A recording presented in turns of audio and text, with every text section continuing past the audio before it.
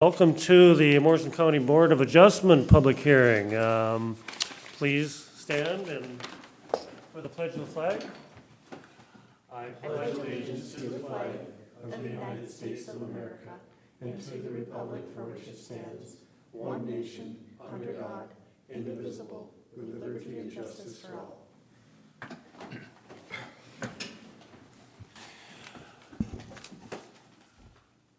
Okay, yeah, I think I want to speed read through this, but I won't. Okay, you gotta have, everybody should have signed in at the door. I guess everybody we know everybody's name that's here. Signature not needed. There's a detailed handout there of the step-by-step procedure that we follow. If you need one of those, there's one at the door. Electronic devices should be on silent mode. Please note that, as in the last meeting, all testimony is being recorded. Members of the Board of Adjustment are appointed by the County Board of Commissioners with one member from each of the 5 commissioner districts. Land Service staff is here to assist the Board of Adjustment with its duties. The task of the Board of Adjustment is to consider requests for variances, appeals from an order, requirement, or decision made by the county zoning official in accordance with state law and county ordinance. Each request is considered on its own merit. The burden of proving a practical difficulty rests with the applicant. If a variance is granted, it is granted to the land, not to the landowner. There is a protocol for how we will proceed. For each variance request on the agenda, we will hear a staff report, hear testimony from the applicants, then the board will discuss and gather more information as needed. Then I'll ask if there's anyone in the audience wishing to speak on the request. We'll ask each party to come to the podium, state their names and address for the record, and give their testimony. Please be as factual as possible and direct all statements and questions to me.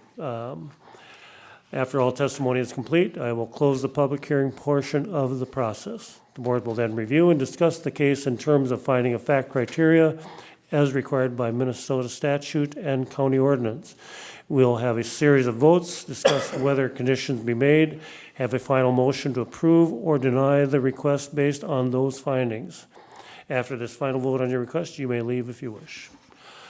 Okay, on the agenda, we have just one item, and it's Bradley and Joycelyn Lindgren. If the applicants would please come forward. 35518 Hoffman Beach Drive, Hillman. Application for a variance to add on to a non-conforming structure located Hoffman Beach in Richardson Township.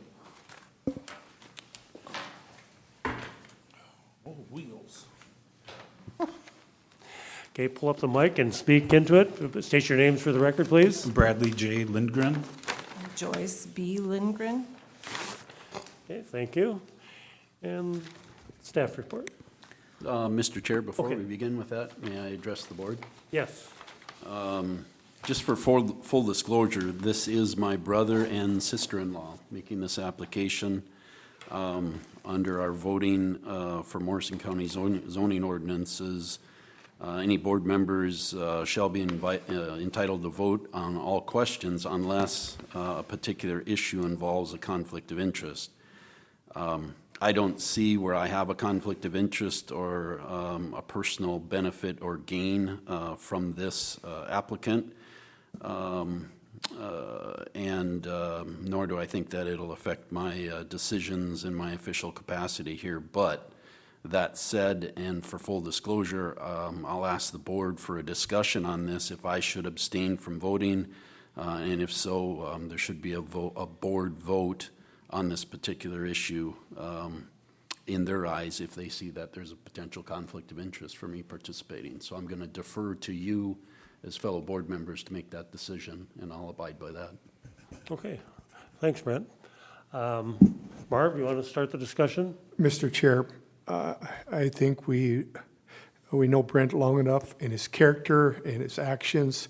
He's been always very forward, very honest, and I agree with it totally that he should not affect his vote, and he was forward with that. So I'm perfectly fine with him voting. Okay. Thank you, Marv. John? Marvin's comments times 2. Okay, I think the only thing you're up against is perception. I agree totally that you can be unbiased on this, and you've always shown that you go by the facts and have good reasons for the way you vote on things. I just think that you'd be might be in a difficult position if we were to have a tie on one of the questions. And yeah, that might put you in a difficult spot, might not. Yeah, it would be just rather public perception as to how you voted, rather than, yeah. That's my only qualm. So with that said, any other discussion? Up to you, Brad, to? It's not. It's up to you It is up three. to us. Okay. So now you would be, it'd be decided on a majority vote of the attending members except for Brent. So you will need to take a vote, Okay, and whatever the majority chooses is what will be. Mr. Chair, I'd like to make a recommendation that Brent would be allowed to vote on this. okay. I'll second that. Seconded. Okay. Any other discussion on it? Okay, let's proceed to vote. I'll start with you, Marv. I'd vote in favor. Okay, and John? In favor. I'll vote in favor too, but with some, as I said, some qualms. Okay. And your decision, Brad, is? It's, go ahead. It's your decision, and So you will join in? sure. Okay. All right. All right, then we're ready for the staff report. All right. So again, this is a variance to, request to expand a non-conforming structure, and it's located in section 6 of Richardson Township. The ordinance reference for this request is 706.1, and that requires a 75-foot setback from general development lakes, and then 706.3, that addresses nonconformities. This is a plat map of Richardson Township, and the red dot is the location of the parcel. And then here's the variance request received from the applicant. And then a site drawing also provided by the applicant. And then some shoreline assessment and stormwater information.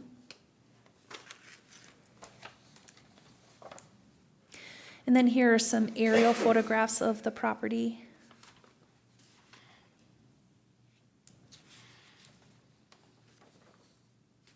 And then here are some photographs taken at the site viewing.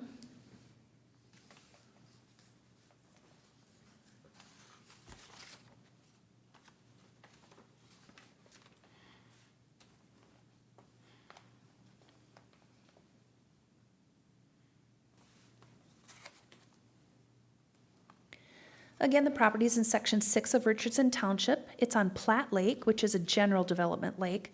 The property is made up of 2 parcels, and together they are a non-conforming single lot, which means they're less than 30,000 square feet and 120 feet wide. The property is 100 feet wide and 52,272 square feet. The lakeside lot is 100 feet wide and 15,133 square feet. And then here is an aerial photograph of the 2 parcels that make up the property. The property is within the first addition to Hoffman Beach and Hoffman utility lots. These subdivisions were established in 1958 and 2008 respectively. According to the assessor's records, the 1,263 square foot home, detached garage and deck was built in 1965. The home is 54 feet and the deck 48 feet from the lake. The home was built prior to land use controls. The permitting of the property includes the following. In 1979, there was a variance to erect a 14 by 21 and 10 by 14 addition between the garage and cabin from the normal high water mark of the Platte Lake. And then here is the before pictures before that work was done. And here's a site drawing that was provided for that. 1995, septic install, 2003 riprap, and 2016 was a 45 by 56 shed for personal storage, and that's on the non-riparian portion of the property. An approximately 3,062 square foot building envelope is available on the property, and then here is a rough drawing of that. The applicant purchased the property in 2000. The applicant is requesting a variance to place a new 28 by 28 attached garage and a 10 by 14 entryway onto the existing home. The current detached garage would be converted into a bedroom, bathroom, and closet. A bonus room for storage is proposed above the new garage and will not exceed 25 feet in height. The home would go from 2 bedrooms to 3. The addition would be on the road side of the cabin and within the building envelope. Richardson Township amended their right-of-way claim for Hoffman Beach Road, so no encroachment into the setback will occur. And then here's that email that I received today. Let you take a peek at that.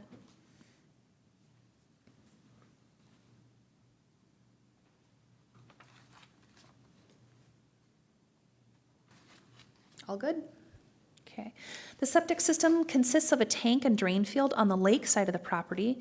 The property owner is willing to remove the drain field to the portion of the property across the street to accommodate setback from the entryway and for stormwater catchment. The additions will occupy current impervious surface, now occupied by the driveway and patio. The applicant also indicated they plan to remove the 7 by 6 by 8 and 8.5 by 8.5 shed and the associated landscaping, along with the old hot tub base, and return these areas to vegetation. The impervious surface, including the garage and entry addition, and removal of the sheds, is 13.03%. This figure includes the square footage and impervious surface of the contiguous parcel across the street. The impervious surface calculation of just the lakeside portion of the property with the proposed improvements is 24.8. 25% impervious is allowed.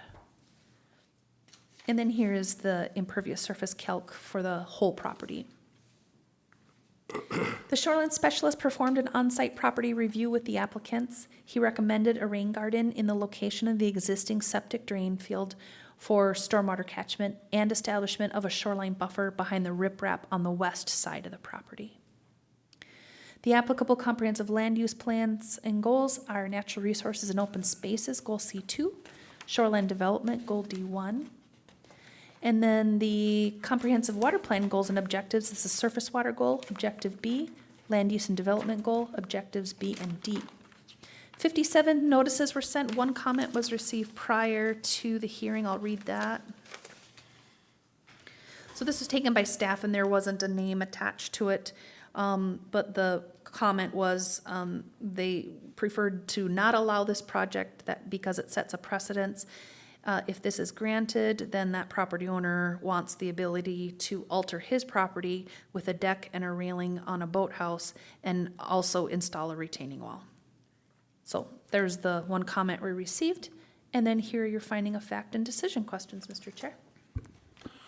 Thank you, Amy. Okay,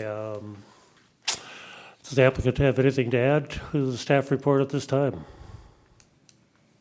I'm sorry, it's our turn? Yep. Okay. So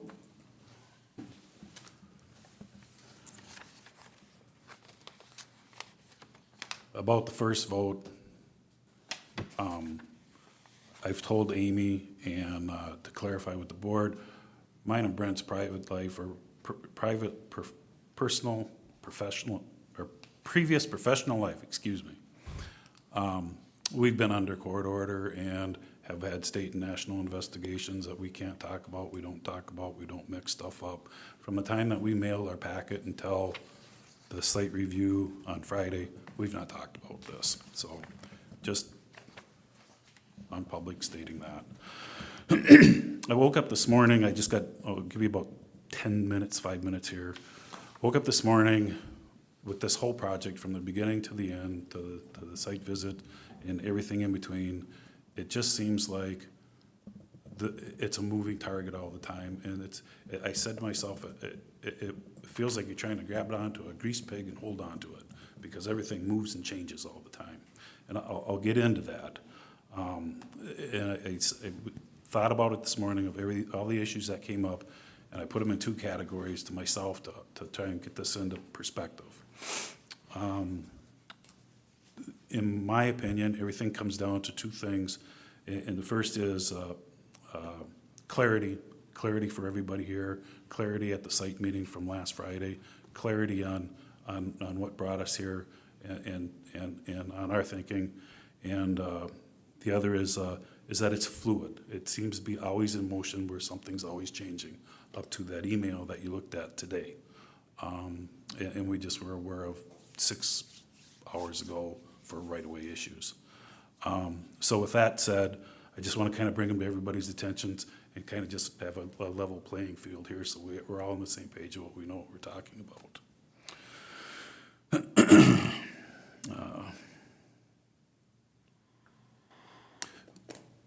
When we first asked for a variance, we had the DRT meeting like a year and a half ago. And then when we reinitiated that, the reason for that was, and I was asked by a county official, why are you asking for a variance now? The plain and simple fact, I alluded to it at the site meeting, I don't know if everybody caught it, we had a family medical emergency with one of our adult children, and it dropped us to our knees. We had to focus our entire family on fixing that and having money and the ability to take care of that. Bad news there, good news, he's 100% now and we're moving forward. So that's the reason for the delay. So there was an issue with somebody and I wanted to clarify it for everybody here.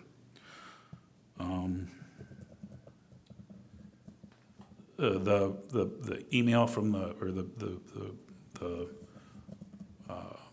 township supervisors with the right-of-way issues that were brought up and were consequently changing, doesn't change our position on anything that we talked about. We're standing firm with building on that impervious surface, giving the buildings back to green space, the other areas that we all talked about, nothing on that is changing our what we talked about on Friday. Just want to clarify that. The design of this whole house, the whole project here, was with the county's perspective in mind, the green space in mind, being less impactful on the green space, the impervious space. We could have designed or asked or done it a whole bunch of different ways. We didn't feel it was the right way for the land. We want to increase the green space. We wanted to be the least possible on the impervious surface. I've lived next to that property all of my adult life and into my married life. We've owned that property for so that's 30 years. Already. And 25 years of owning it, and I plan on staying there till I'm not here anymore, so for the rest of our life. So it's long-term plan, long-term range, and two owners, and hopefully almost a century of time. That's where we're coming from with that.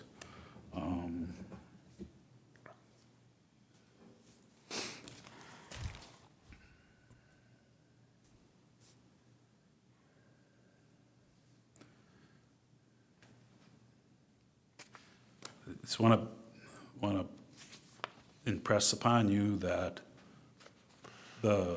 as riparian owners, we understand we have certain rights with Lakeshore property, but I firmly believe we also have responsibilities and duties to keep the water safe, to keep everything good. 25-year-old Brad might not be talking like this, but 62-year-old Brad's talking. It does matter. And I remember being a little kid when they'd pour drain oil on the road to stop the dust going, and you see all that and you're like, wow, really wrong.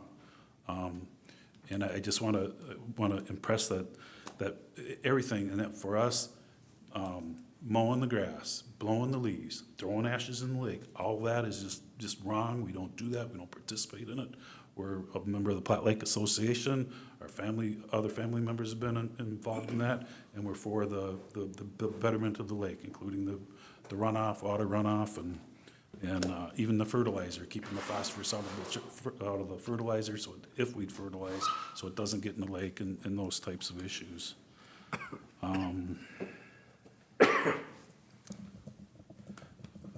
The impervious calculations, again, we didn't have a chance to all talk as a group. It just kind of moves.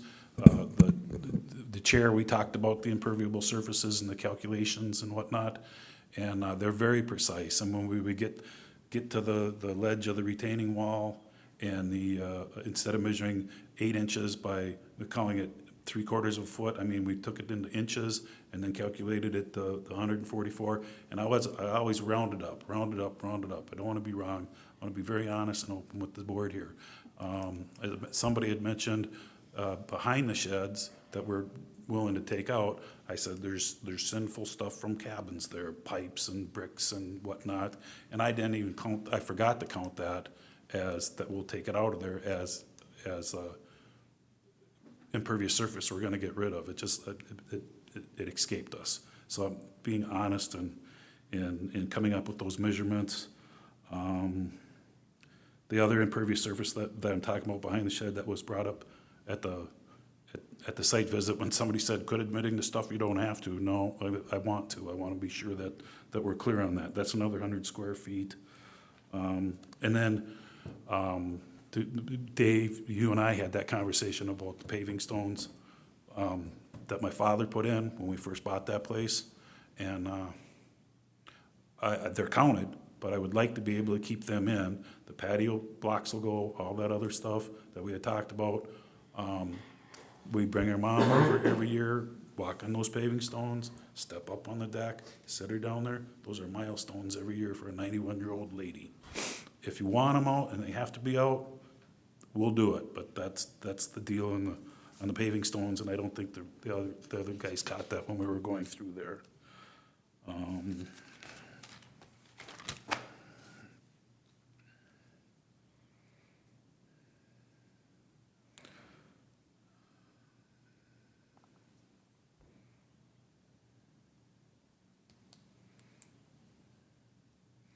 The stakes that you saw at the site, those are pretty much in there. Amy, we had 28 by 28, 26 by 28. There was some fudge. There was some different factors there. After we had the survey, the county's GIS line is off left and right by about 12 feet. And we have that surveyed, so we know where that line is. So that kind of interfered with some of those figures from when we originally put this on, or when we originally asked for it, and the dirt meeting to today. So I don't know where we're at with that number. At the site meeting, we talked about, and maybe this isn't question and answer, stop me if I'm going wrong somewhere. On the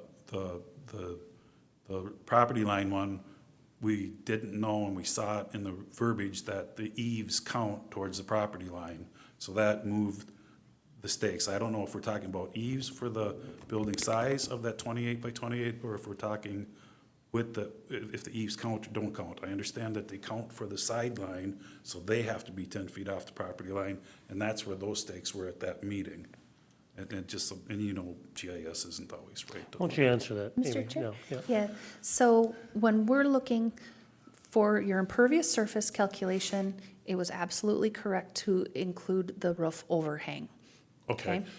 And I'm talking about And for setback purposes, we're gonna take the measurement from the eave. Yep. For the size of the building, though, we're using the footprint. Okay, of the Boom, building? Boom, right, we're not including Okay. your overhang. I'm sorry, we just So weren't is clear. 28 by 28 accurate for the It'll be- footprint? Yes, it'll be less than that, It'll but, be less. but All right, that'll okay. cover, okay, thank yes, you. so you should be good. Thank you. And then the prior variance that they talked about on the 48-foot mark, not the high water mark issue and Platte Lake's issue on floodplain and all that stuff. I'm not making blame, I'm just bringing this out so that we're all on the same page with what we've experienced.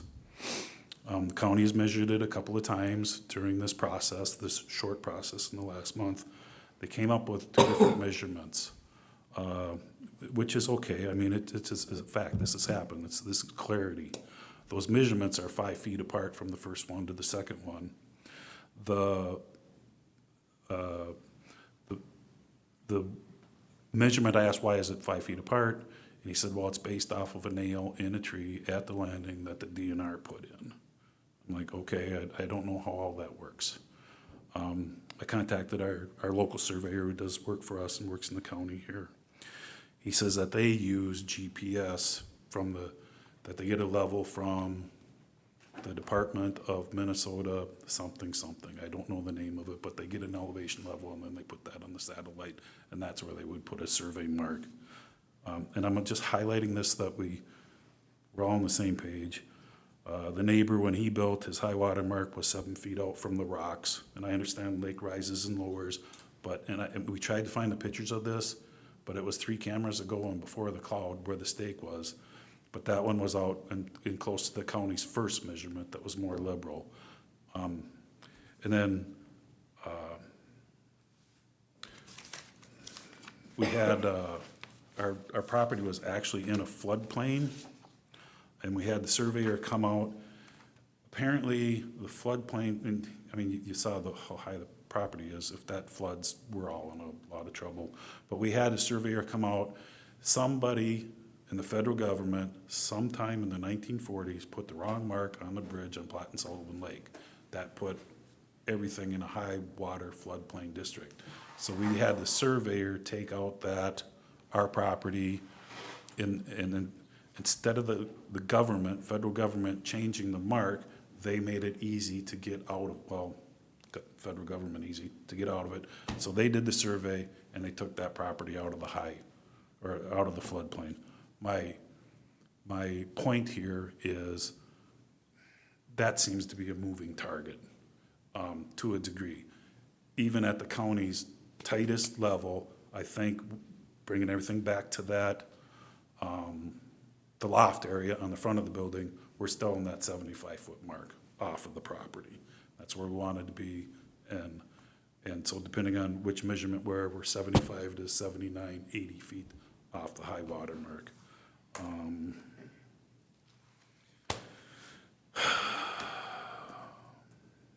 The other one that's a moving target is, and we talked about this I think it was the last thing at the site visit, was the sewer.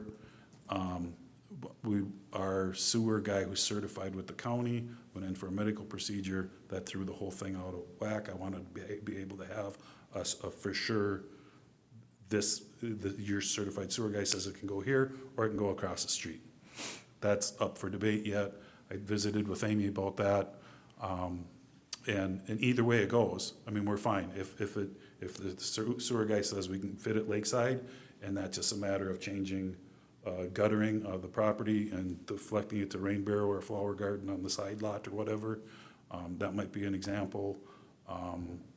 Or if it doesn't fit at all, then across the street she goes. It's just, but that's in flux right now, and I've been full disclosure and being honest and clarity. I think that's where we're at. And I'm sorry, I think we're kind of done. Did I miss anything? The only other thing that I wanted to mention was the plat drawing that we have for the first edition of Hoffman Beach Drive. I think ours is 119.9 on one side and 115 point something on the other side. If we were to tear down our home and put it the 75 feet back and still be on the 30-foot setback from the road, we wouldn't be able to build much of anything. So that is unless we went back to the 1950 trailer homes at 10 feet or 15, whatever they came to at that time. But so that is pretty much a hardship if we were to start over new.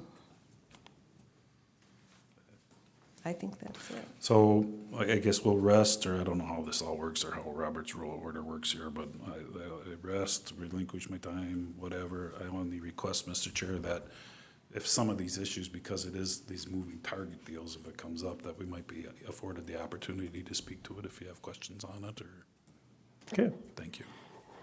thank you. All right, board members. John? Mr. Chair, There is a picture in here referencing 35804 Hoffman Beach Drive. Yeah, I'll be back. Mr. Chair, I did not load that into my PowerPoint, but you do have it in your packet. What is, I believe, are you asking what the intent of those were? what's it in here for? I believe the intent from the applicant was to show similar structures in the area.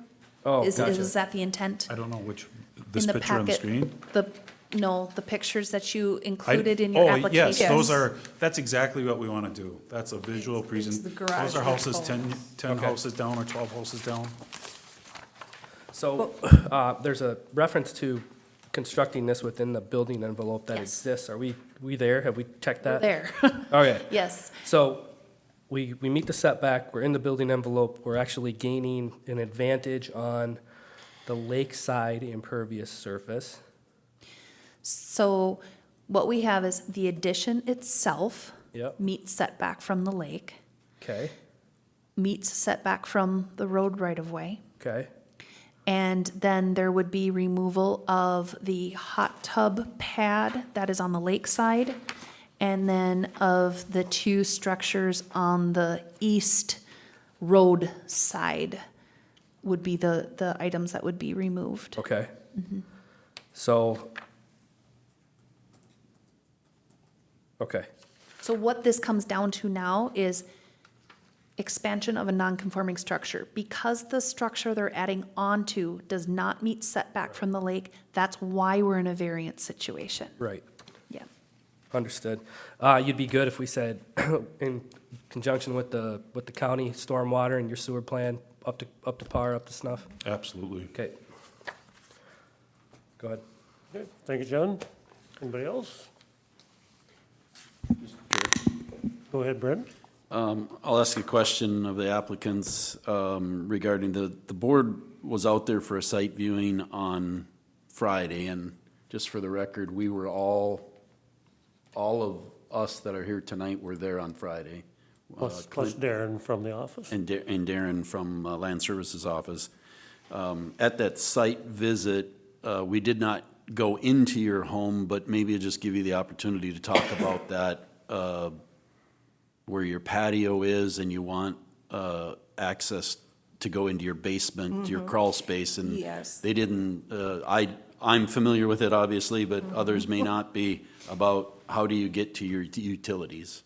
Right, so if you were to look at the picture, you go in the front door, there's a railing that is right as you come into the doorway, and then there is a staircase down. It's not a legal staircase, very steep. It's like you have to walk sideways down, and that's where our laundry is, and we actually, I'm not really sure when we did some of the inside measurements as to why they put that staircase there, unless they had some of the pantry area built at the time. So they pushed it over farther, obviously encroaching on that front entry. And then I'm not sure if they didn't want to dig down on the slab of the garage because it's sand and you lose your footings or what. But now that the structure is there, would probably make it easier to go down into a different area, come around, because our utilities that are under the old part of the house that was built in 65 is under that kitchen area. And years ago, we did have to replace the furnace, and they had to tear out the staircase in order to get back to the utilities. And I believe in the dirt meeting, I had a picture of that. So it just, I don't think we want to keep ripping out the staircase in order to get to the utilities, but, and just try and find a different way to go down to that, to make it a little easier. Sure. So on the picture that you have up there, starting on the right-hand side, 1, 2, 3, the first 4 windows, that's all a dugout basement. It's just, it's dirt foundation and framing. And then when they did the build-on, that's a 3/4 basement. And what she's talking about, once you get down to the stairs, to go left or right, you can't get back in there into the dugout with anything that's wider than 17 inches. Right, we got So that's- 17 on that's what one she's side and 18 inches on Referring the to other. as that practical so- difficulty. And we did install a heat pump to kind of give the lifelong So it's ability outside. to our furnace until we got to this point, so. Thank you. Thank you. All right, other discussion? Oh, I have a few more questions, and anyhow, I think it was kind of beat up a little bit here, but I think, just to reiterate, when we first came out there, the building envelope, and when it wasn't, and it was laid out, this whole addition will fit in the building envelope, restate that. Also, the stormwater plan, Darren mentioned about a few different things, and John said, are you okay with it? And with that stormwater plan, may mean you moving to septic and having a retaining, probably a holding pond or some retention area or something to prevent the water from running towards the lake. And that's just reiterating, you're fine with that, correct? Yes, and what we talked about with Amy, I mean, across the street, perfect, if we have to, that's the way it goes. But if it fits on where it currently is now, because it's built for a 3-bedroom, instead of putting, and I don't, if you can put a rain garden in the middle of your drain field, or your pressure bed, I don't know. No. Okay, and so that's what we talked about, was if that's an issue on the front side, what would be logical is just to gutter it back and over to the side, and then put that rain garden there, or rain barrels or whatever, and disperse it there, instead of over a pressure bed. I mean, but I'd work with whatever the county wants to do, and a certified sewer person, either way. Mr. Chair? Go ahead, Amy.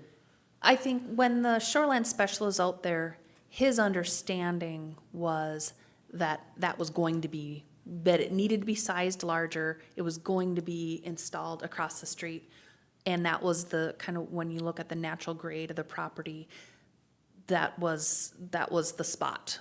If you were gonna have stormwater catchment, that's where it would be. Now it sounds like the applicant is looking at whether or not there's room to add the capacity right where it is, and if that's the case, then they'd be looking at stormwater catchment at other points on the property, instead of using that. And so that would be something then that they would work with the shoreline specialist on, but that was what was identified and understood at that initial meeting out there. Mr. Chair, with something like that being discussed, is that something we should probably put a condition on before we go any further with the stormwater management plan here? Yeah, I would think at some point that would be a good thing to do if it affects your answer to any of the criteria questions. I think it would. Mr. Chair, that was my recommendation when I asked the applicant if they would be good with conditions like that. Instead of going through all gutter lengths and kick out details in this meeting, land services, applicants, you got it. Okay, Sure. thanks. I just wanted to spell out this. All right, so all 4 of us are fine with that as a condition. The applicant's Thank you. fine with Yep, you that as a bet. condition? Yep. Okay. All right. Any other input? Okay, let's see, I've got a few thoughts on this. Can you fire up Beacon? Okay. I want to do a few measurements. But Joyce, you go by Joyce? Yes. Okay, you're correct. If you were to tear down your structure and rebuild without a variance, there's no room. It's because, basically you have 2 properties there. You have the parcel lakeside and the parcel on the opposite side of the road. And the lakeside property is half of a conforming property, 14,000 some hundred odd feet, half about. Your shoreline, good for your area, 100 feet, but still less than the 120 feet that is a conforming property. So that That's why you're here today. You have a non-conforming structure that you want to add on to. All right, if you could zoom in on that a bit, Amy. Yeah. Okay. If you could, draw a line from each of the neighbors' buildings, corner of their buildings, from the neighbor on their east, the neighbor on their west, and draw that in front of the, from corner to corner. You want to know, but the spacing between the, No, I just wanted a sight line. Running it long ways? Correct. okay, Yeah, on this, look at your screen once, Yep. you want a sight line here and a sight line here? I'll put it on the Okay, front side of the garage is what he's saying. 6,000 property over to the 9,000 property from the corner of their homes. Northeast corner on one, southeast corner on one, southwest corner on the other. Right here. Just a straight line? Yes, sir. Thank you. I'm here. Don't worry. Not your first rodeo, is it? Okay, so, GIS man. yeah, I don't think John's a yes man. Boy. So I'm looking at essential character of the neighborhood. Yeah, and if you could make a measurement from that sight line to their garage right now. Okay, that's about 10 and a half feet. Okay, and if you could do another measurement out to where they are proposing.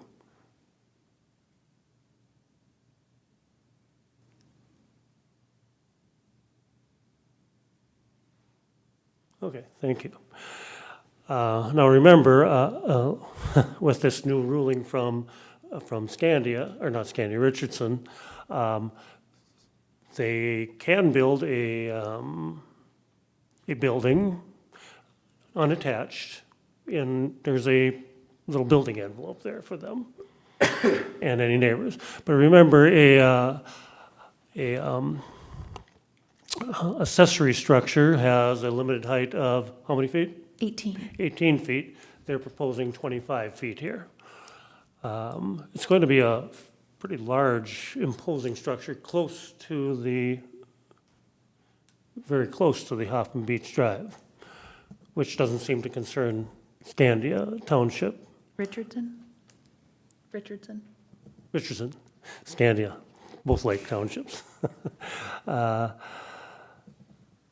should concern us. Ordinance,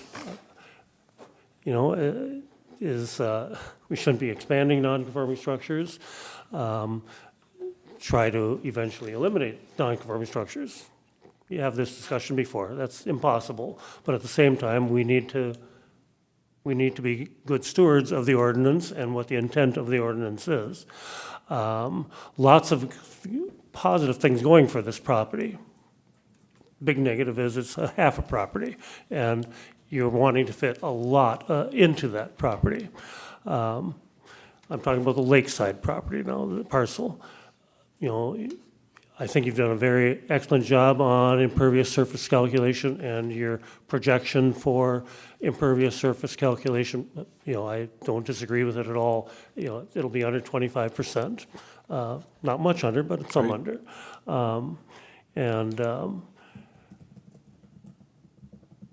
And that's the max. Ideal would be something less than that, obviously. You are out of the shore impact zone for the most part, maybe a couple feet into it with the deck. All of your lakeside from the house to the lake shore is green. You've taken good steps to even improve that with the shoreline specialist's help.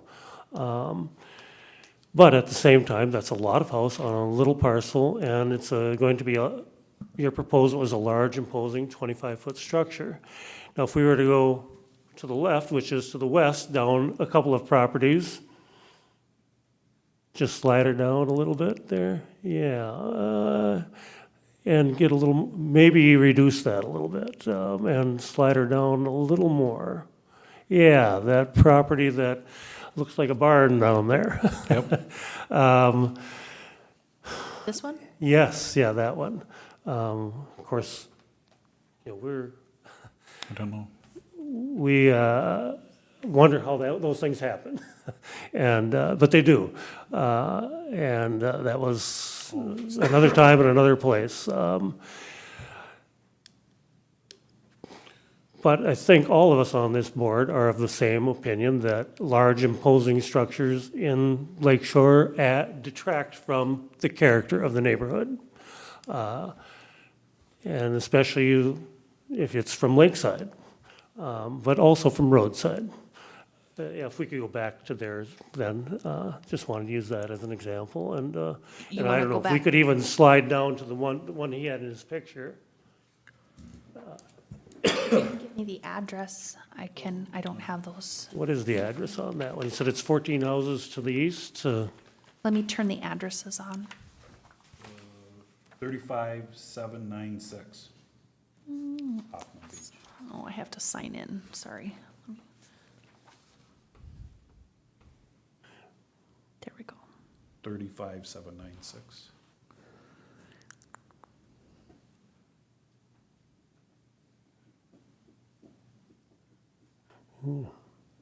Oh, address points. I've not used that before. Or maybe that's don't only have your, access to it. oh, no wonder I've never used that. You gotta work at the county. I do. Fair enough. So which one did you want to see? The one that he had a picture of that they want to do exactly what they did. And that address was 35796.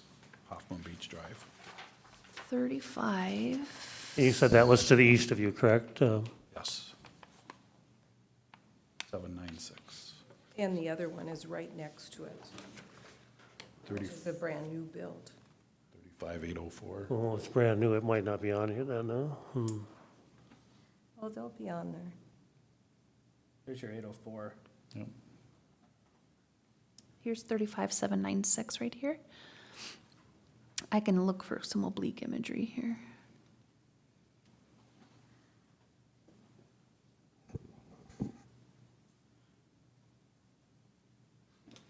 Oh, okay.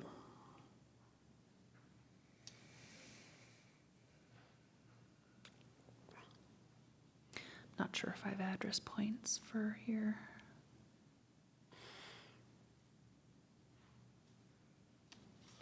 No, I think this is it, isn't it?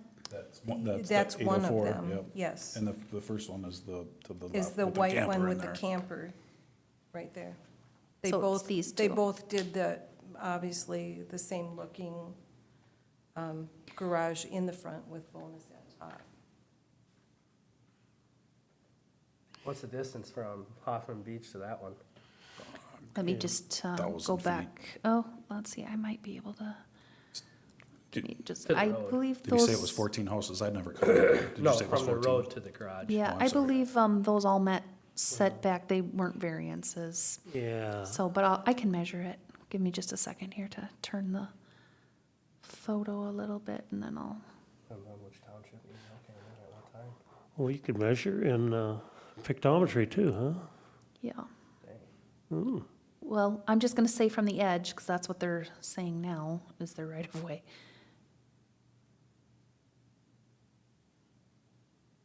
48 feet, Okay. And and this one is 60. So are those driveways, is his driveway an impervious surface?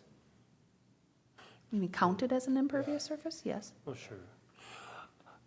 I think he's referring to, Yeah, I got it. Yeah. Yeah. Okay. Just wondering how far it really was from the road. How that got an expansion and whatever is a different story for a different day. Yeah. well, these are new builds It's a new build. that these met all setbacks. Oh, it did meet all setbacks. Okay. So he's 75 feet from the lake and, okay. Those lots are a little Obviously. bit longer. Yeah, that's the second edition. So it's hard, I guess the point is it's hard to compare properties because, that one met all the setbacks. I think what you really wanted to express And is it's a this is conforming what we're structure doing. now. This is what we'd like to do, Yeah. yeah. Yeah. Yeah, and yours becomes a more non-conforming structure by adding to it. So I don't know, yeah, I think that was all I wanted to Okay. Mr. bring out Chair. in this, unless somebody else wanted more information from that. Mr. Chair, this is kind of a rebuttal, and I guess we didn't discuss the shoreline assessment worksheet. You bring that up right there. Okay. I think it's important to show what kind of stewards they have been. And when we walked in Lakeside, seeing what they've done, I believe even though these variances are granted to the land, I believe there's a nexus here. The nexus is they're showing they've been good stewards. I don't know if we've ever had one score this high as a 12. And with that being said, that's proven that they've been a good steward and continue to be a good steward. Then they pointed out on the shoreline what they were planning on putting more shrubs and things to prevent things. As we, I don't know if we have any pictures at the lakeside any closer, but I think this goes back to it is, it's a give, I believe it's a give and take, and what they've been doing to increase the green space and showing how they are planning to continue to take care of this piece of property, and willingness that, hey, we want to make this work. It's, so I think this, when you were talking about comparing to others, well, you can look at the others and see what they've done by the lakeside, and I believe they've done an outstanding job and want to continue to improve it. Yeah, from my perspective, no rebuttal needed. I agree with everything you said there, but it's still a non-conforming lot, a non-conforming structure, and, you know, and compared to the neighbors, it's going to stand out. I'd have to even agree with the one input we had from a neighbor saying, you know, well, this does, something like that would say, well, if they can do it, we can do it, you know. That, we've seen that happen in the past. Variance granted, it's just a domino effect. So, you know, I think you know, also I'd like to, you know, you do have another property on the other side, or another parcel on the other side of the road. You know, when that was all done, that, you even said, I think the Richardson Township official said, you know, that was done so people could have some relief, so they could have storage facilities, you know, along with their cabins, you know. Beautiful property, you know, you got a lot of room over there. You could build another 2 sheds like you've got. No, we can't, that's as big You as. can't? No. No, that's As big as you can build, only 3,000 square feet. in the Oh, shore zone. because of, Shore zone, 1,000 feet. oh, okay. Okay, In the shoreline zoning district, we max out accessory structures. You can have more than one, but 3,000 square feet per, sure, so you could have more structures, as long as your impervious surface is working. yeah. And, well, with your combined property, you're down to 14% impervious surface, which is not a, you know, the intent of the ordinance isn't to add more impervious surface on another side of a road. You know, it's the impervious surface that's affecting the lake shore, which is the one we've been, you know, you and I have been talking about, the 25%. So, but you do have room for more storage, rather than building on the lakeside property. So I don't, you know, and as far as practical difficulty, you've done a very good job of answering the questions. Well, I really don't agree with you that you have a practical difficulty. You just have a small property. I think it'd be an awful hard time to answer the question as to what's the, you know, was it the landowner or previous landowners that made for the practical difficulty? It's your request and your personal plans that. You'll need to unlock your iPhone first. Why are you doing that? Siri must have heard me talking. I do have it shut off, but not shut off, just sound. Anyway, yeah, when Siri talks, I always stop talking, so, yeah, I don't know what to say next. Go ahead. Okay, a couple of things on that. So you're showing a 2D picture for a sight line. When we were out there, we showed you where the end of them property stakes were, and if you looked at them next two properties next to us, it's almost an optical illusion because the road curves there, but the end of our property would line up with the end of our first neighbor to the west, and then the second neighbor's shed to the west, his would actually stick out more as far as the sight line goes, number one. Number two, if you would go down 1, 2, 3 houses where there's a barn structure, his would be equal to ours as well. So character of the neighborhood and sight lines. You're talking to your proposed. Yes, for the proposed build out. So 1, 2, 3 to the right, his building sticks out that far as well, and his is 2 stories, and his has living quarters up above as well on that detached structure. Also, I guess I wasn't aware that we could put an extra structure on the lot adjoining it that could be another 3,000 feet. But practically speaking, we're getting advanced in years. We want to have a garage where it's raining and storming and snowing. You drive into the garage, you dump your groceries off. That's where your main car is. That's the ease of living. That's another purpose for down the line for living there. So those are our reasons for that. Sure. Yep. All right. Anybody else? Any other- Mr. Chair, Go ahead, Marv. I was thinking about also possible practical difficulty. They were talking about access to the utility room. I can't get at utilities, being able to pull out, remove, I think that also could be considered a practical difficulty because no decent access to utility room. Just food for thought.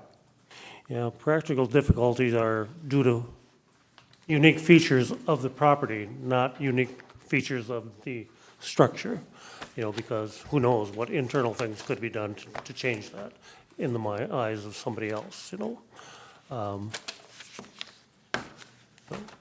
Anybody else? Public comment? Okay, I'll open it up to public comment. Is there any public comment? Is there any public comment? It would help if there were public, but there is none. Is there any public comment? If not, we'll close the meeting to public input. On with the meeting. What are you ready for? The questions or more discussion? Mr. Chair, do we need to possibly discuss a condition, which we talked about previous, or vote and then do a condition from there? I think that might be a good thing to do before hitting the criteria question because it might affect any one of our answers. So did you get anything written down, Amy, as to what? Mr. Chair, I had made a note that one of the conditions would be that some form of stormwater control be implemented on the property. I didn't have, and then just follow through with removal of the identified impervious surface within the application. Those were the two that I had made note of. Did I miss anything? With inspection of land services, I assume that's always part of it, isn't it? As far as for stormwater control? Yeah. I would say at time of permitting, they would submit a stormwater control plan for review and approval by land services. Is how I would Sure. do that. Is that what you're thinking, Marv? Yeah. Okay, so those are the two that I had written down that you had made note of. So very specifically, the condition is to, if all this goes through, the applicants will work with land services and whoever during the permitting phase to have an agreed upon with the Stormwater county. control plan. Stormwater plan, and I think I said septic as well, to make sure that was, Well, yeah, and that'll be, that has to happen anyway, I guess. so, yes and no. because if they're pulling a permit, they're gonna have to have a septic compliance inspection. So Right. they're gonna have to show that the system they've got adequately treats. Sizing is not a component of compliance. Got it. So we do not have a requirement that, so for example, if their septic system is sized for 2 bedrooms and they're adding a 3rd bedroom, we're definitely gonna have the conversation with them saying, hey, your system is undersized. You ought to be looking at adding capacity, but it is not a requirement of the ordinance. Understood. Okay, Make sense? everybody So clear? So we're just conditioning the stormwater plan then at this moment? Correct, and it sounds like they know their system is undersized for the number of bedrooms and will be either adding capacity to it right there or going across the street with it. Perfect, thank you. All right, that's pretty clear now. All right, we're ready for the criteria questions then.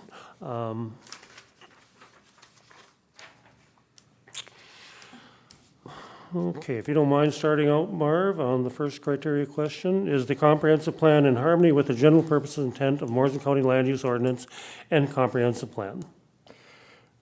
Well, on the most part, I believe it is. It's a non-conforming lot. It's unfortunate that it's not 20 feet wider because you got 52,000 square feet, which is more than a conforming lot in that size, but because of not having that kind of sets it apart. Your old building, which I believe, if I read this correctly, was in 1958, and then the deck was put in 1965, was done many years ago before all these setbacks were implemented. But with the intent of what you're trying to do, establish more green space, and make a safe access to utility room and utilize your lot more so, and with the condition of having a plan for stormwater management, I believe it makes that in harmony. Okay, thank you, Marv. Anybody else like to add to that? Yep, I mean, you had the township out there on the actual visit with you. And I think, if I'm not mistaken, they're supportive of this and have been from even a year and a half ago. So glad we got the rest of it cleared up as far as measurements go. But with the township in favor of this and in harmony with and in general purposes and the intent of the land use ordinance and comprehensive plan and that type of support, I think that's a positive. Okay, thank you, John. Anything to add to that, Brent? Mr. Chair, just a couple things. You know, obviously, the board knows I'm intimately familiar with this property. I grew up next door to it. So I know the area, I know the road issue. We've had some other variance requests along Hoffman Beach Drive there, and the road has always been kind of a hiccup for everybody. It was a hiccup on Friday when we met as a board out there. The township wasn't quite sure the measurements were what they were. But what they're proposing here is a slab-on-grade proposal. There's minimal land disruption, and we're looking at the land. The proposed plan is a on-grade structure attaching. The shore impact zone remains unchanged, and we're looking at protecting all of that. This proposal is 75 feet back from that. For the most part, this meets all the setbacks with the latest township ruling earlier today that we all read. It's got a building envelope there where this proposed project is going to move forward. The applicants did meet with the shoreland specialist some time ago, and they've already began implementing some of those recommendations at 6x27 vegetation area. It's already started. They've agreed tonight that they were going to abide by whatever the stormwater specialist had recommend it in the future. I see no reason why they wouldn't do that. They've already started doing it now, being the stewards of their property. You know, the soil in this area, I'm familiar with it because the previous landowners to this had some young kid next door carry the sand out of the basement, so I'm partially responsible for that when I was a young lad. But anyhow, it is sand soil there. And there's 3 tiers to the lake. There's not a bluff there, it's a good size hill, but there's 3 tiers to the water, and so water doesn't flow towards the lake, it flows away from, and there's no signs of erosion that's out there. There's 75 feet of ground cover, or 75% ground cover with 24.8% impervious surface. That's pretty good for a lakeshore property when we look at them all in a whole. The score of 12 has been mentioned here, and most of the shrubs and trees on that property are on the front side in that shore impact zone, so I think that's a good thing, and they're going to be maintained and have been through the years of the land. I guess that's all I got to say on that one. Okay, thank you. Well, I'm probably going to be voting no on this question because of the fact that it is such a small property. You know, this, for a 15,000 square foot property or less, it is meticulously maintained and well cared for and meets the intent of the ordinance, but definitely, even though it is, you know, within the 75-foot setback. The shore impact zone is well respected and very well cared for. The issue here is an expansion of a non-conforming structure, even if it is away from the lake, it's toward, toward the road. It's the addition of a fairly large and imposing structure, just not many feet off the road, 30 feet off of the road. So I think it's an abuse of that small lot, and the intention of the ordinance is to, to not expand nonconformities, especially on small lots like this. That's how I interpret it. Again, remember, this is all variances are given to the property, not to the property owner. They're excellent stewards. It's the property that we're concerned with. Should it be granted to the property? Well, that's my response to question number 1. Okay, question number 1, any more? Number 2, is the applicant proposing to use the property in a reasonable manner not permitted by the land use ordinance? Brent, if you would start that? Sure. So, again, proposing to use the land in a reasonable manner, I think I'd refer everybody to their typed comments here and the packet that's presented and a part of this record. I read through this, and I got this packet the same time all of you did. I didn't get it beforehand. And I've read through it, and they're proposing to add an addition, and that is to have some proper and legal access to the utilities and the crawl space down below, which I already said I'm very familiar with. Utilizing the building proposal that is minimal impact on the green space. Applicants proposing to relocate outbuildings, impervious patio pavers to be removed and debris to be removed, actually increasing some of the impervious surface while maintaining and improving a non-conforming structure. It's not often we see an application that covers all of these or both. So are they proposing to use it in a reasonable manner? I think they are. Okay, thank you. Anybody like to add to that? Mr. Chair, Yes, go ahead. from a non-conforming structure to a non-conforming structure with no gain to impervious surface, and with the ability to have more of the stormwater control in addition to the green space that's been referenced, not only is it reasonable, I think it's advantageous at this juncture. Okay, thank you. Anything else, Marv? Okay.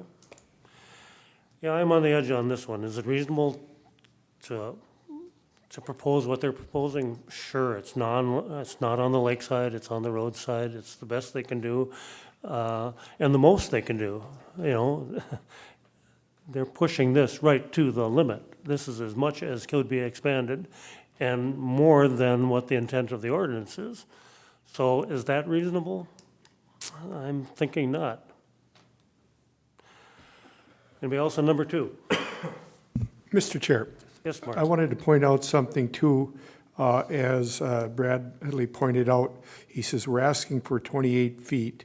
And he said, it looked like, he says, we may even be dropping that down to 24, but he said this is a moving target. So for you to know, it will be no more than this and probably less, just to point that one out. Okay. Thank you, Marv. Okay, anybody else? Question number 3. Will the issuance of the variance maintain the essential character of the locality? You know, I guess when we went to Beacon and drew the line, I thought that was a very good, you know, bit of evidence for question number 3. They're proposing to go quite a bit closer to the road with a larger structure than most other neighbors have.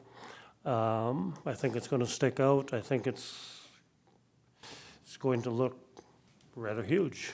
And I personally wouldn't want that to be the character of the locality I lived in if I was lakeside. Others have different opinions, I'm sure. Anybody else on essential character? Mr. Chair? Go ahead. Just regarding the essential character, you know, as we all experienced on Friday at the site viewing, with the township now making an about face, if you will, regarding where they're drawing their lines from. That wasn't clear on Friday. It seems pretty abundantly clear today that somebody got involved with that. I think a lot of these other structures along Hoffman Beach Drive may have had a whole different approach to this years ago when they made their applications, and that whole site along there might be altogether different today had they had the luxury of knowing that. It wasn't known on Friday, it's only known today. But that said, Hoffman Beach is residential cabins and homes for about a mile long, dead ending on both sides. The applicants provided a couple of those photos of some homes. We looked at them here tonight with other similar homes that they're proposing to have that same look in that same area. The sight lines were discussed by the applicant tonight regarding the curve in the road and how it actually appears from roadside. From the lakeside, this is unchanged. There's no different from the lakeside. Lakeside's going to remain the same, other than more green space and shrubbery and protection of the shoreline. From the roadside, Hoffman Beach, it's going to be similar to the existing neighboring properties, evidenced by the ones that we looked at. And given that setback by the township, had that changed, I would venture to say many of those homes would have been closer to the road, maybe. And like it or not, likely homes in the future with this new ruling will probably be closer to the road. They're going to utilize that now that they might know that. So it is what it is. Mm-hmm. Yep, good points, very good points. Any others on essential character? Before I lose the thought, and it's off subject, could we have that ruling as a point of discussion in a future meeting that you're planning up here? Oh, from the township? Yeah, thank you. Absolutely. Want to make note of that, Sharon, please. All right, thanks. Sorry to get off subject. On to number 4. The alleged practical difficulty is the alleged practical difficulty due to circumstances unique to the property? We're starting out with John on that one. I think if you go back to what the applicant provided in his answer,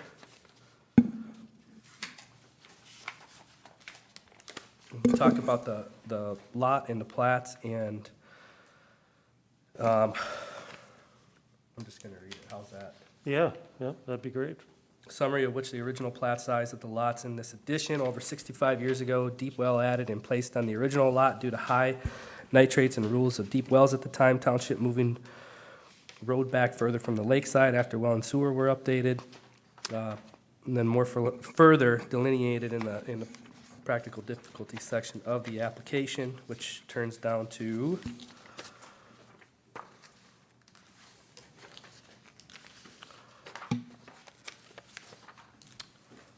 Are you on question number 4? Yep, that's where I started. Well, in addition to the first part of the answer there, yeah, we had some different zoning laws at certain points in time, and this property has probably grown up with the landowners, and even within the last 48 hours has shifted shifted distances from the township right away. So, yeah, the property is a unique property. The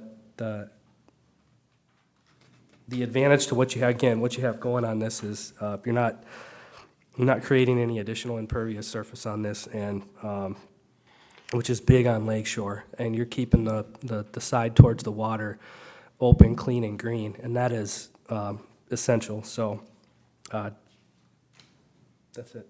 Okay. Thank you. Thank you, John. Anybody else? On number 4, Yes, on number 4. Mr. Chair, Go ahead, Brent. just a couple comments. I kind of did what John did. I said, see applicant's response to these. There's a couple different areas where practical difficulty is addressed, and practical difficulty is always something this board struggles with. I myself do at times, but 65 years ago, this was an original plat size, plat that was determined by folks, who knows who. Since then, because of where certain structures were placed on this, the sewer location changed. The well locations changed. There's actually 2 wells here, one on the east and one on the west. One I think is a sand point driven, and the other one's a deep well because of the nitrate levels, as already stated in the application. So because of different things,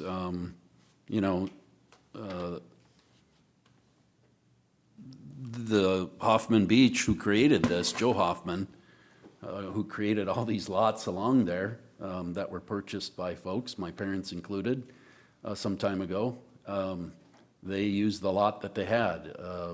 Since then, Joe Hoffman and Dwayne Hoffman and his boys decided, hey, let's get the other side of the road in there and allow these folks to have some extra space so that, things don't have to be crunched up. They did that. But they didn't have that initially when all these structures were put in place. And because of those structures being put in the place where they are, you're kind of, your hands are tied. And so that's a practical difficulty in and of itself, trying to deal with the existing sewer location, the well locations, and trying to plan what you're going to do. Different things come up along the ways, but they have also talked about their access to that crawl space and their utilities in the basement, which I think is huge, and we can all appreciate as you get older in age, you want to be able to access that. So that's all I got to say. Okay. Yeah, practical difficulties are our biggest difficulty here, is finding one really. And we go to great lengths sometimes to stretch reality. And the reality is the only unique thing about your property is that it's small, and you want more than that property can truly bear, I would say, according to ordinance. So that's reality. We can look at, well, things have changed in the last 65 years. The rules are different now than they were then. but the rules are the rules. They're the new reality also. So the reality is that it's a non-conforming structure. You're asking to add on to a non-conforming structure. You're changing the look of the neighborhood, as is everybody else. But when we were out on the property, we were thinking, well, look at the neighbors, look at the one down the road. Our task is to look at this property today and answer these questions. And I can't in good conscience say yes to very many of them because I do believe it's an overuse. I don't believe there really is a practical difficulty. You just have a small property. Another thing that adds to it as not being a practical difficulty is that, as Brent stated, the Hoffmans sold off the property across the road to you, so you would have room for more storage. And you've taken advantage of that and could even more so take advantage of that. Nothing unique about the property that would create a practical difficulty, in my opinion. Anybody else on number 4? Off to number 5. Is the need for the variance created by actions other than the landowners or prior landowners? That would be Marvin. I believe so, and before I go any further, I want to compliment him as doing a nice job of filling out this application, because a lot of times we have these applications and there's just a yes and there's not a whole lot of explanation, so thank you for doing that. Thank you, sir. And then next, I'm going to point out the need for actions here. Well, as pointed out earlier, it was 65 years ago. I believe that lot was there in 1958. So that would initially started this as a smaller lot. 100-foot lot is, doesn't meet a conforming lot. But with both lots together, you've got 52,000 square feet, which is, you only need 30,000 for a conforming lot. So I look at things as a whole, and as a whole, being that way, it makes it saying, okay, you have a fairly large lot when they're tied together. But what created the need for this is a few things. Everyone should be able to, in the Minnesota area, be able to pull in your garage, not stay out of the elements, and be able to get in there with your groceries, whatever, and as you get older, have a safe access to your home. He also pointed out your utility room, being able to get down there and do things and be able, which you can't really do safely. So with that, that's what created it, and I believe the need for this variance. Mr. Chair, Nope. Yeah, your time for input is done. I was just going to ask Amy a question. Okay. Okay. All right, thank you, Marv. Anybody else on number 5?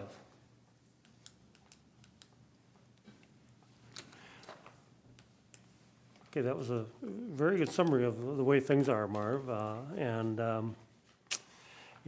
We've been here before discussing safety issues, personal needs, and, the quote, right for everybody to have a garage that they can walk out into their house. I don't have one of those. But anyway, these are personal needs. They're not, they're not practical difficulties. And all of you have stated things that other people have done, and the applicant did a very good job, too, of stating things other landowners have done that have boxed them into a corner here.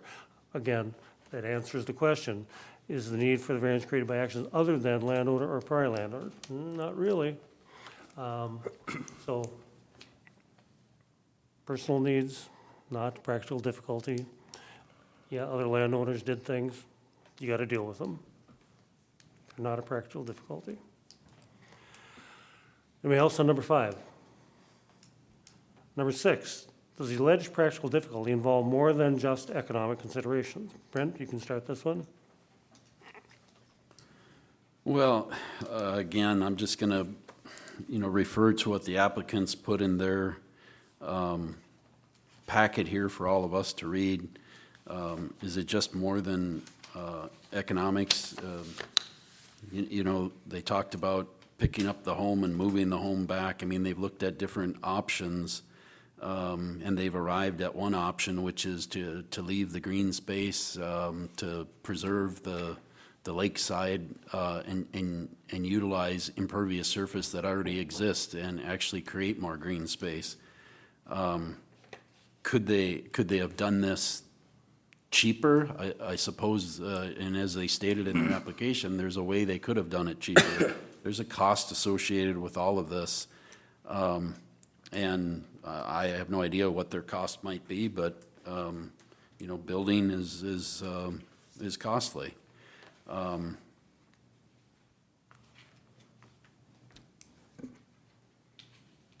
Economics, yeah, I think it involves more than that. I'll just leave it at that and let other board members discuss. Thank you, Brent. Anybody else?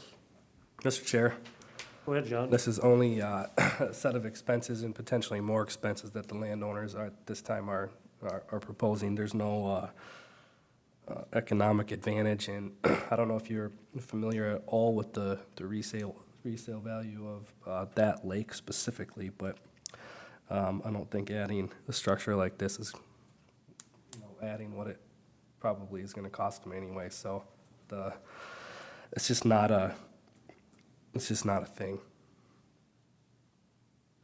Okay. Mr. Chair? Thank you, John. Go ahead. Okay, I think there was a few things that should be discussed regarding more than economics.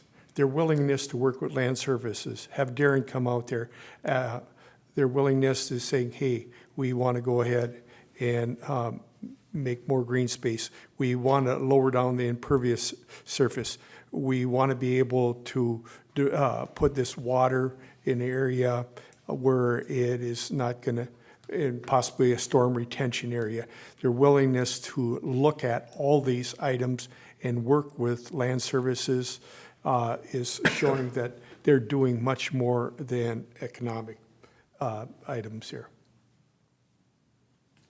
Okay, thank you, Marv.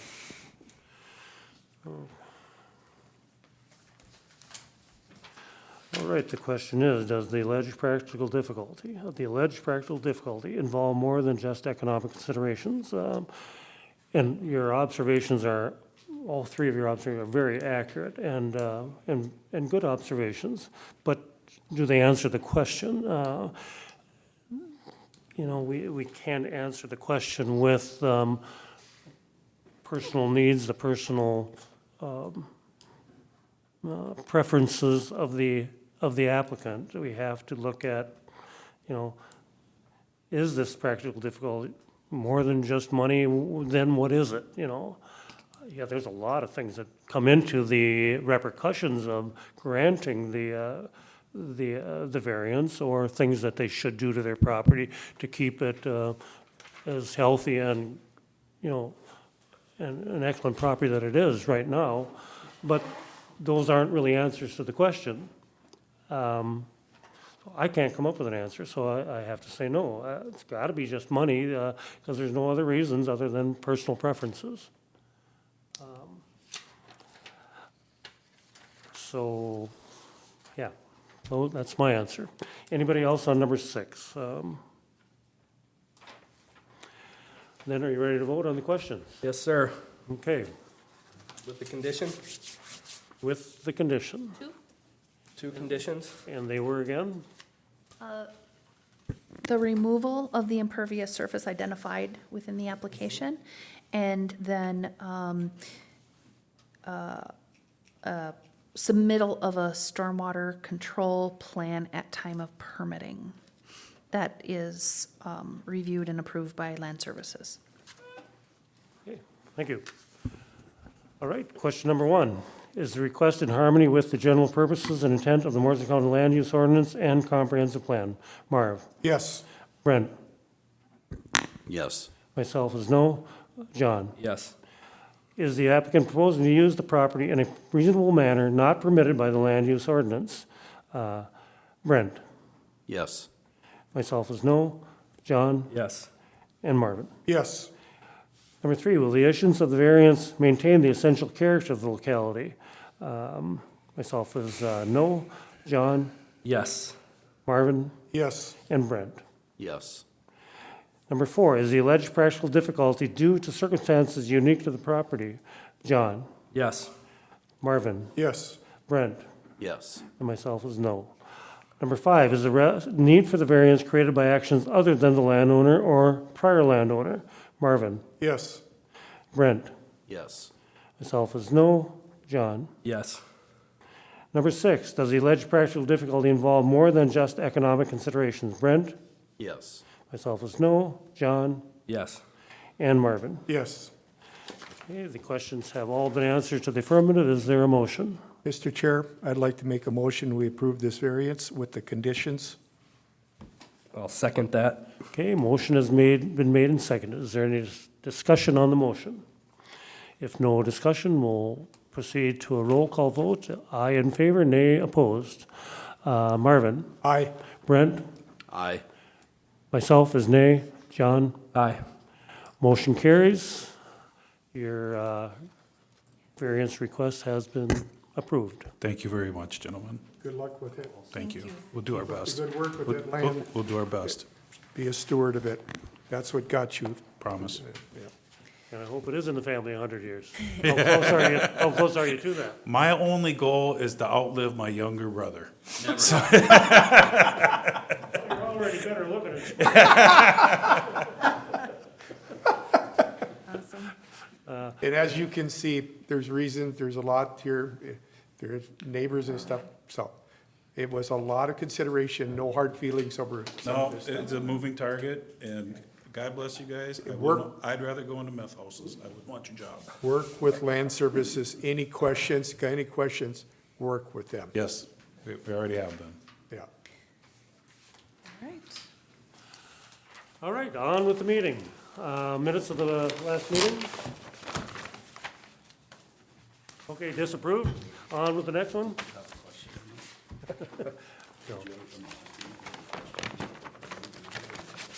He had a question on findings, not on the minutes. Okay, back to the minutes. I was just pulling you in. Minutes of the previous meeting?